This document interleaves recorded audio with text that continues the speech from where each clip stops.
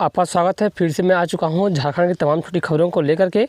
बता दें कि झारखंड के सीएम हेमंत सोरेन ने सरना धर्म कोड और सरना आदिवासी धर्म कोड को लेकर के बड़ी बात कह दी। बता दें झारखंड के सीएम हेमंत सोरेन ने कहा कि आदिवासी सरना समाज को उसका हक और अधिकार दिलाने के लिए वे हमेशा आगे बढ़ते रहेंगे।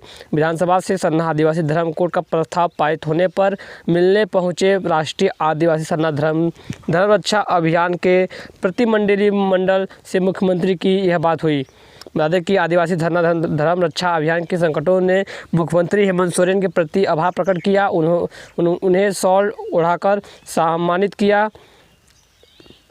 मुख्यमंत्री ने कहा कि झारखंड विधानसभा से सरना आदिवासी धर्म कोड का प्रस्ताव पारित होने से झारखंड के अलावा पश्चिम बंगाल और उड़ीसा समेत कई अन्य इलाकों के लोग भी उत्साहित हैं। झारखंड सरकार द्वारा बनाए गए कदम की गूंज पूरे देश में सुनाई दे रही है।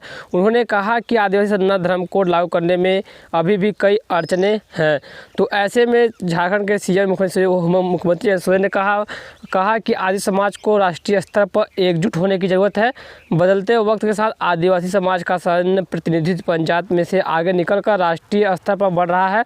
यह शुभ संदेश है। उन्होंने कहा कि आदिवासी समाज ने काफ़ी संघर्ष किया है, लेकिन अभी बहुत कुछ करना बाकी है। अभी कई मोर्चों पर लड़ाइयाँ लड़नी है। आदिवासी समिति में कला संस्कृति और परंपरा को भी आगे बढ़ाना है। तो ऐसे दोस्तों झारखंड के मुख्यमंत्री हेमंत सोरेन ने ये बात कही।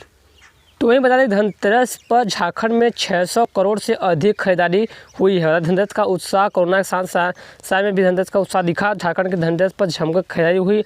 ऑफरों के का ग्राहकों ने भरपूर फायदा उठाया। बाजार में ग्राहकों की चहल पहल देखने को मिल सकती है।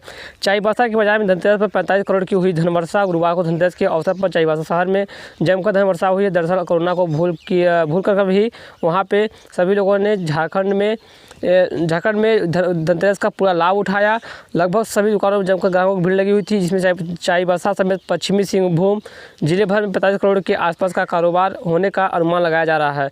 वहीं चाईबासा के व्यवसायियों की माने तो कोरोना के बावजूद इस बार धनतेरस का बाजार पहले से अधिक गुलजार रहा। इस कारण 43.37 लाख से अधिक कारोबार हुआ है। तो वही बात करें कोरोना अपडेट को लेकर, राज्य में अभी तक मिले हैं 269 नए संक्रमित, 4 की मौत हो चुकी है। झारखंड में कोरोना से 4 मरीजों की मौत हो गई है। इनमें रांची, लातेहार, पलामू और चतरा से एक मरीज है। वहीं गुरुवार को 249 नए संक्रमित मिले हैं। इसके साथ ही राज्य में अब तक 1,05,493 संक्रमित मिल चुके हैं और 1,09,08 स्वस्थ हो चुके हैं। संक्रमित लोगों में से 917 की मौत हो चुकी है। इस समय एक्टिव केस 3,618 हैं। बस स्टैंड में लौटी रौनक। आज झारखंड से बिहार जाने वाली बसों की सीटें फुल हैं। वहीं बस स्टॉप को भी पहले की तरह संचालक से महीने का पूरा पैसा मिलने की उम्मीद जगी है। फिलहाल अधिकांश बसों के स्टाफ को आधा या इससे कम पैसे का भुगतान हो रहा है। उधर झारखंड के अंदर चली रही बसों का व्यवसाय भी पहले की तुलना में अब सुधरने लगा है। करीबन 80% सीटें फुल जाने लगी हैं। अब बिहार जाने वाली बसों में शनिवार से मंगलवार तक की 40% सीटें खाली हैं।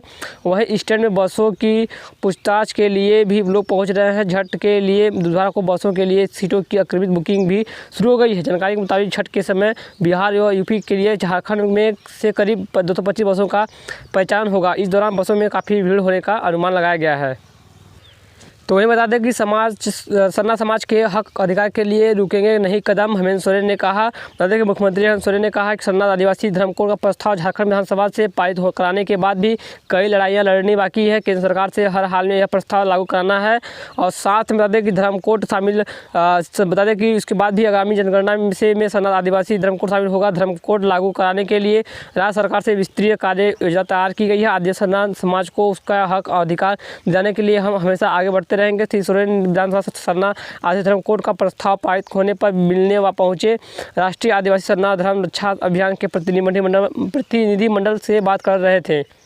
में अब राज्य समेत 4 शहरों में ग्रीन पटाखे ही बिकेंगे। रांची के समेत झारखंड के 14 शहरों में ग्रीन क्रैकर्स हरित पटाखे की बिक्री होगी। इन शहरों में दीपावली की रात 8 बजे से रात के 10 बजे तक ही पटाखे जलाए जा सकेंगे। झारखंड राज्य प्रदूषण नियंत्रण परिषद के सदस्य राजीव लोचन बख्शी ने इन संबंधित आदेश जारी कर दिया है। झारखंड राज्य प्रदूषण नियंत्रण परिषद की ओर से जारी उक्त आदेश रांची, रामगढ़, बोकारो, पलामू, जमशेदपुर, पश्चिमी सिंहभूम, सरायकेला, खसरावा, हजारीबाग, गिरिडीह, धनबाद, देवघर, गोंडा, पाकुंड व साहिबगंज के लिए है। एनजीटी के 5 नवंबर को ही उक्त आदेश दिया गया था, लेकिन जानकारी के अनुसार नवंबर 2019 में एयर क्वालिटी इंडेक्स के आधार पर इन शहरों की वायु की गुणवत्ता थोड़ी प्रदूषित पाई गई है। इसके कारण ऐसा आदेश दिया गया है कि रात के 8 बजे से 10 बजे तक ही पटाखे जलाने की अनुमति दी गई है और 14 शहरों में ग्रीन पटाखे ही जलाए जाएंगे। तो वहीं बता दें कि देवघर के सत्संग आश्रम को मिला नेशनल वाटर अवार्ड 2019 का बेस्ट प्राइज। देश को सिखाया जल संरक्षण का गुण। बता दें कि देवघर के सत्संग आश्रम को केंद्र सरकार के जल मंत्रालय की ओर से जल संचयन के क्षेत्र में शानदार कार्य करने के लिए राष्ट्रीय जल स्तर नेशनल वाटर अवार्ड 2019 से नवाजा गया। दिल्ली विज्ञान भवन के हॉल नंबर 5 में आयोजित 2 दिवसीय कार्यक्रम के अंतिम दिन गुरुवार को कार्यक्रम के विशिष्ट अतिथि सह जल शक्ति मंत्रालय के राज्य मंत्री रतन लाल कटारिया ने मेडल एवं प्रशस्ति पत्र देकर सम्मानित किया। आश्रम की ओर से शिवानंद सिंह ने बधाई दी। तो खबर क्या दिया, कल्याण आवासीय विद्यालय की तरफ से कल्याण आवासीय विद्यालय के शिक्षकों को मार्च से मानदेय नहीं दिया गया है। झारखंड कल्याण आवासीय विद्यालय अंशकालीन शिक्षक संघ ने बकाया मानदेय भुगतान की मांग की है। संघ का कहना है कि मार्च माह से ही विद्यालयों से संविदा पर कार्यकर शिक्षकों के मानदेय का भुगतान नहीं किया गया है। शिक्षकों को सेवा अवधि विस्तार देने का मामला भी लंबित है। संघ ने इस संबंध में विभागीय मंत्री को ज्ञापन सौंपा है। संघ द्वारा सौंपे गए ज्ञापन में कहा गया है कि राज्य में कल्याण विभाग संचालित आवासीय विद्यालयों में विगत 5 वर्ष से लगभग 392 शिक्षक संविदा पर कार्य करते हैं। इन शिक्षकों को घंटी के आधार पर मानदेय का भुगतान किया जाता है, परंतु मार्च 2020 से मानदेय का भुगतान नहीं किया जा रहा है। इससे शिक्षक आर्थिक तंगी का सामना कर रहे हैं। संघ ने शिक्षकों को बकाया मानदेय का जल्द भुगतान करने की अवधि विस्तार देने की प्रक्रिया जल्द पूरी करने की मांग की है। शिक्षकों को प्रति घंटे 200 रुपये के हिसाब से मानदेय का भुगतान किया जाता है। कोविड-19 के कारण राज्य में मार्च से ही विद्यालय बंद हैं। संघ का कहना है कि कस्तूरबा विद्यालय एवं मॉडल विद्यालय शिक्षकों को मानदेय का भुगतान किया जा रहा है।